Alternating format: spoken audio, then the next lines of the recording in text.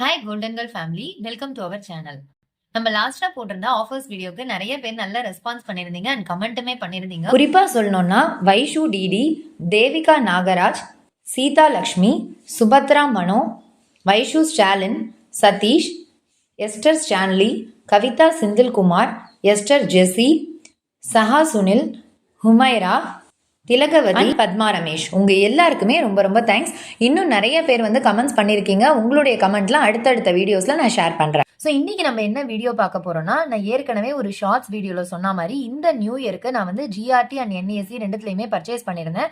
So அதை பற்றின details இந்த வீடியோவில் பார்க்க போகிறோம். இப்போ தான் ஃபர்ஸ்ட் டைம் 0% வேஸ்டேஜ் ஆஃபர் ஷோரூமில் போய் வாங்கியிருக்கேன். அப்போ வந்து நிறைய விஷயங்கள் நான் புதுசாக எக்ஸ்பீரியன்ஸ் பண்ணேன். ஏன்னா இனிமே வர காலங்களில் நிறைய ஷோரூம் ஆஃபர்ஸ் வரதுக்கான வாய்ப்புகள் இருக்கு. அப்போ நீங்கள் என்னென்ன விஷயங்கள் கவனிக்கணும், எந்த இடத்துல நம்ம ஏமாறுறோம் அப்படின்ற எல்லா டீட்டெயில்ஸுமே இதில் சொல்லியிருக்கேன். அதே மாதிரி இன்னொரு போனஸ் டிப்பா 0% ஜிஎஸ்டி அண்ட் வேஸ்டேஜ்ல நம்ம வந்து எப்படி காயின்ஸை பர்ச்சேஸ் பண்ணலாம் அப்படின்றதையும் இந்த வீடியோல நான் சொல்லியிருக்கேன். ஸோ கண்டிப்பா வீடியோனுடைய ஒவ்வொரு நிமிஷமே உங்களுக்கு ரொம்ப யூஸ்ஃபுல்லா இருக்கும். எந்த இடத்துலையுமே நீங்க ஸ்கிப் பண்ணாம பாருங்க. இந்த மாதிரி gold related contents, golden offers எல்லாமே உங்களுக்கு தெரியணும்னா நம்ம கோல்டன் கேர்ள் சேனலை மறக்காம சப்ஸ்கிரைப் பண்ணி வச்சுக்கோங்க.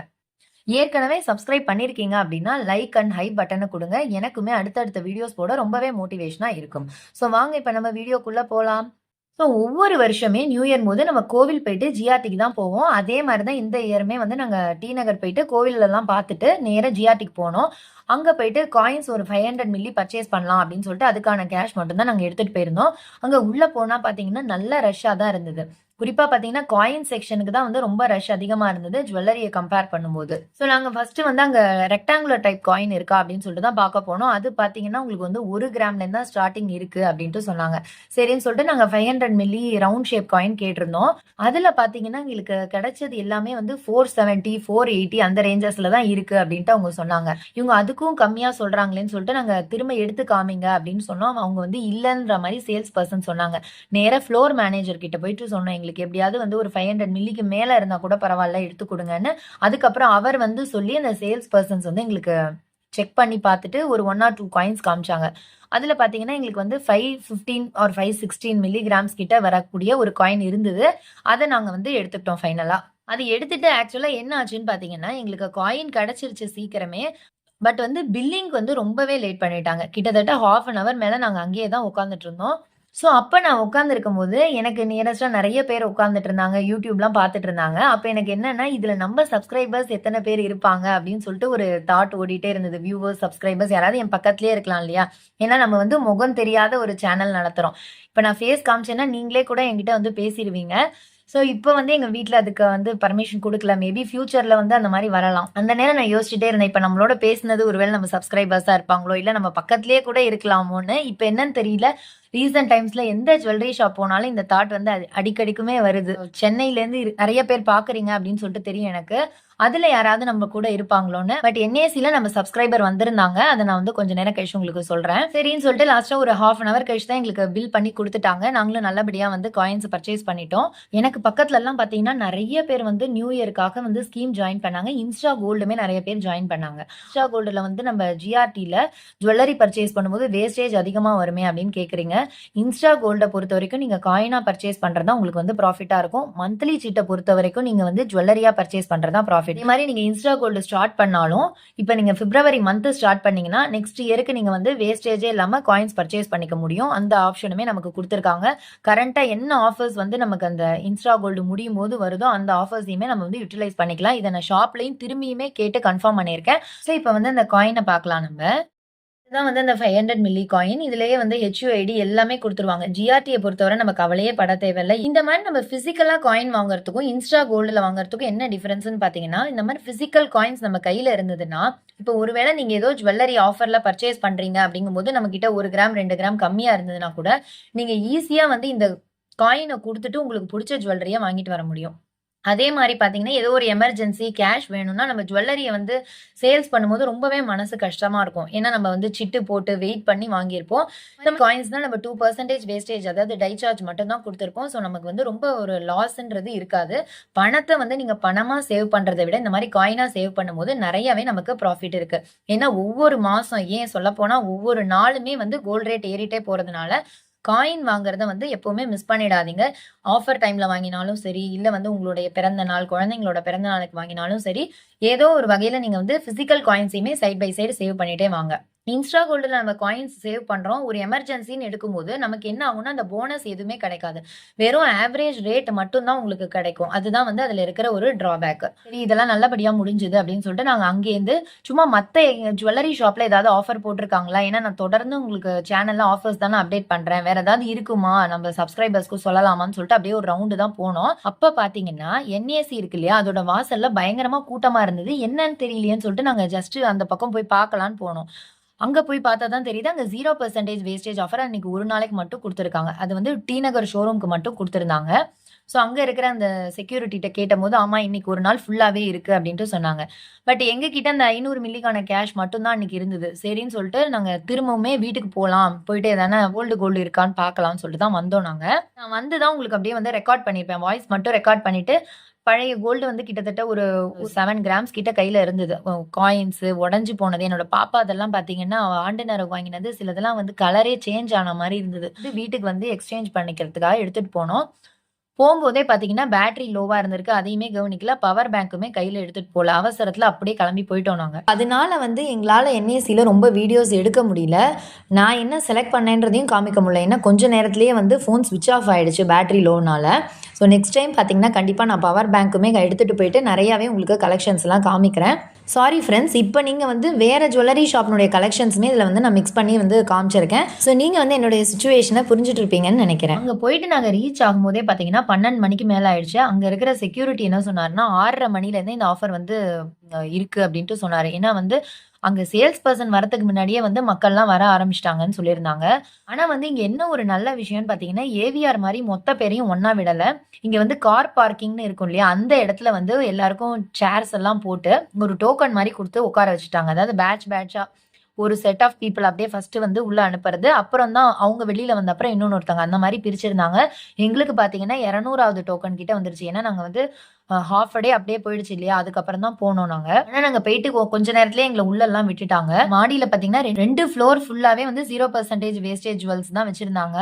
மாடி உள்ள போய் பார்த்தா அவ்வளோ கூட்டம். ஃபர்ஸ்ட் நான் வந்து என்ன நினைச்சேன்னா, ஒரு 8 கிராம்க்குள்ள ஏதாவது பிரேஸ்லெட் மாரி வாங்கிக்கலாம் அப்படின்னு சொல்லிட்டு யோசிச்சு வச்சிருந்தேன். ஏன்னா நான் ஆல்ரெடி ஒரு பிரேஸ்லெட் இருந்தது அதையும் போட்டுட்டேன். ஸோ அது மாரி ஏதாவது வாங்கலான்னு போய் பார்த்தா, அங்க எந்த ஒரு கலெக்ஷனுமே இல்ல. ஒரே ட்ரே தான் இருந்தது. கிட்டத்தட்ட 4, 5 ட்ரே மார்னிங்கே சேல்ஸ் ஆயிடுச்சுன்னு சொல்லிட்டு அந்த சேல்ஸ் பெர்சன் சொன்னாங்க. சரி குழந்தைக்காவது போய் பார்க்கலாம்னு சொல்லிட்டு கிட்ஸ் செக்ஷன் போய் பார்த்தா, அங்கேயுமே எல்லா ட்ரேயுமே வந்து காலியா தான் இருந்தது. இருந்த ஒரு ட்ரே 2 ட்ரேலயும் பார்த்தீங்கன்னா, ஸ்டோன்ஸ் வச்ச மாரி இருக்கு. அதுக்கப்புறம் பார்த்தீங்கன்னா, 1, 2 ரொம்ப வந்து குட்டியா உடைஞ்சு போயிடுற மாரி இந்த கையில எடுத்த உடனே நசுங்குற மாரி இருந்தது. ஸோ எனக்கு அதுவுமே பிடிக்கல. சரி இந்த 2 செக்ஷன்லயுமே நமக்கு வந்து சரியா வரலையேன்னு சொல்லிட்டு இயரிங் செக்ஷன் போனோம். அங்க போனா சரியான கூட்டங்க. சேல்ஸ் பெர்சன்ஸ் வந்து ரொம்ப கம்மியா இருக்காங்க. கூட்டம் ஹெவியா இருக்கு. ஒரு நேரத்துல பார்த்தீங்கன்னா, ஒரு ட்ரேய ஒருத்தவங்க மட்டும் தான் பார்க்கணுன்றாங்க. நம்ம பார்த்தோம்னா அத வந்து காமிக்க மாட்டேன்றாங்க. இதனாலேயே நமக்கு டைம் வந்து 1 ஹவருக்கு மேலேயே வந்து அங்க வேஸ்ட் ஆயிடுச்சு. லாஸ்ட்டா வந்து ஒரு அடுக்கு ஜிமிக்கி மாரி ஒண்ணு பார்த்து எடுத்து வச்சுட்டேன். கிட்டத்தட்ட ஒரு 6 கிராம்ஸ் உடையது. அத எடுத்து தயவு செஞ்சு தனியா வைங்க மேடம்னு சொல்லிட்டு தாங்க நான் போயிருந்தேன். போயிட்டு இன்னும் நமக்கு ரிமைனிங் ஒரு 2 கிராம்ஸ் இருக்கே, வேற ஏதாவது பெண்டன்ட்ஸ் மாரி பார்க்கலாம்னு சொல்லிட்டு அந்த பக்கம் போனா அங்கேயும் ஃபுல் ரஷ். போய் ரொம்ப நேரம் வந்து வெயிட் பண்ணி தேடி எடுத்து அங்கேயுமே ஒரு பெண்டன்ட்ட செலக்ட் பண்ணி வச்சுட்டேன். திரும்பி நான் இங்க வரும்போது 1 ஹவர் கிட்ட ஆயிடுச்சு. இங்க வந்து அந்த இயரிங்க கேட்டா வந்து ஒரே வார்த்தையா இல்ல, அது வந்து வேற ஒருத்தவங்க எடுத்துக்கிட்டாங்க அப்படின்ட்டு சிம்பிளா சொல்லிட்டாங்க அந்த லேடி. எனக்கு வந்து ரொம்பவே ஷாக்கிங்காவும் கோவமாவுமே இருந்தது. என் பக்கத்துல இன்னொரு லேடி இருந்தாங்க. அவங்களுக்குமே இதே எக்ஸ்பீரியன்ஸ் தான் ஆச்சு. அவங்க பயங்கரமா சண்டையே போட ஆரம்பிச்சிட்டாங்க. நீங்க எப்படி வந்து நான் அவ்வளோ நேரம் கஷ்டப்பட்டு பார்த்ததை வேற ஒருத்தவங்கள்ட்டுக்கு சேல்ஸ் பண்ணுவீங்க, வேற யாராவது வந்து எடுத்து எனக்கு கொடுங்க அப்படின்ற மாதிரி கத்த ஆரம்பிச்சிட்டாங்க. அவங்களுக்கு மட்டும் அவங்க வந்து வேற ஒருத்தவங்களோட எடுத்து கொடுத்து அனுப்பிச்சிட்டாங்க. நான் கேட்டதுக்கு எல்லாருக்கும் அந்த மாதிரி பண்ண முடியாது, நீங்க கொஞ்சம் அட்ஜஸ்ட் பண்ணிக்கோங்க, வேற போய் செலக்ட் பண்ணுங்கன்ற மாதிரி ரெக்வஸ்ட் பண்ணாங்க. சரி நியூ இயர் எதுவும் அவங்களோட நம்ம வந்து சண்டை போடக்கூடாதுன்னு சொல்லிட்டு நான் திரும்பவுமே ஃபர்ஸ்ட்லேருந்து ஜிமிக்கி செட்லாம் எடுத்து பார்த்துட்டு இருந்தேன். இதுல வந்து நீங்க ஷோரூம் ஆஃபர்ஸ்ல நான் பார்த்த வரைக்குமே என்னென்ன விஷயங்கள் நீங்க ஞாபகம் வச்சுக்கணும்னா, இப்போ 0% வேஸ்டேஜ் ஆஃபர் வந்து அவங்க ஒரு டைம் சொல்லுவாங்கல்ல, நாளைக்கு மார்னிங் இத்தனை மணிக்கு அப்படின்னு. அதுக்கு 2 ஹவர்ஸ் முன்னாடியே நீங்க போயிடுங்க. இங்கேயுமே பார்த்தீங்கன்னா 6:30லேருந்தே மக்கள் வந்து வர ஆரம்பிச்சிட்டாங்க. நம்ம சீக்கிரமே அந்த இடத்துக்கு ரீச் ஆயிட்டோம்னா இந்த மாதிரி நல்ல நல்ல ப்ராடக்ட்ஸ்லாம் நம்ம கையை விட்டு போகாது. இன்னொரு விஷயம் என்னன்னா, நீங்க வந்து ஒரே ஒரு ப்ராடக்ட் இப்போ நீங்க எக்ஸ்சேஞ்ச் பண்ணி ஒரு 7 கிராமுக்கு வாங்குறீங்கன்னா 7 கிராமுக்கு ஒரே ப்ராடக்ட்டே பார்த்து வச்சுட்டு இமீடியட்டா பில் பண்ணிடுங்க. நீங்க வந்து 5 கிராமுக்கு பார்த்து பார்த்துட்டு இன்னொரு 2 கிராம் நான் வேற இது பார்த்துட்டு வரத்துக்குள்ளே என்ன ஆயிடுது, இது வந்து வேற ஒருத்தங்க எடுத்துடுறாங்க. அதனால மேக்ஸிமம் நீங்க வந்து ஒரே ப்ராடக்டா வாங்க பாருங்க. இமீடியட்டாவே பில்லிங் பண்ணிடுங்க. அப்பதான் நமக்கு பிடிச்ச ப்ராடக்ட் வந்து நம்ம கையை விட்டு போகாது. 0% வேஸ்டேஜ் ஆஃபர்லாம் ரெடி கேஷ் கொடுத்து வாங்குறது தான் வந்து பெஸ்ட்டான சாய்ஸா இருக்கும். நம்ம பழைய கோல்டை கொடுத்துட்டு வாங்கும்போது அதுக்கு டிடக்ஷன்ங்கிற பேர்ல நல்லாவே வந்து மீட்டிங் பண்றாங்க. இது இந்த ஷாப்ல மட்டும் இல்ல, எல்லா இடத்துலயுமே இருக்கு. அதே மாதிரி இந்த மாதிரி ஷோரூம்ல எல்லாம் உங்களுக்கு தெரிஞ்ச பர்சன் யாராவது இருக்காங்களா அப்படின்றத பாத்துக்கோங்க.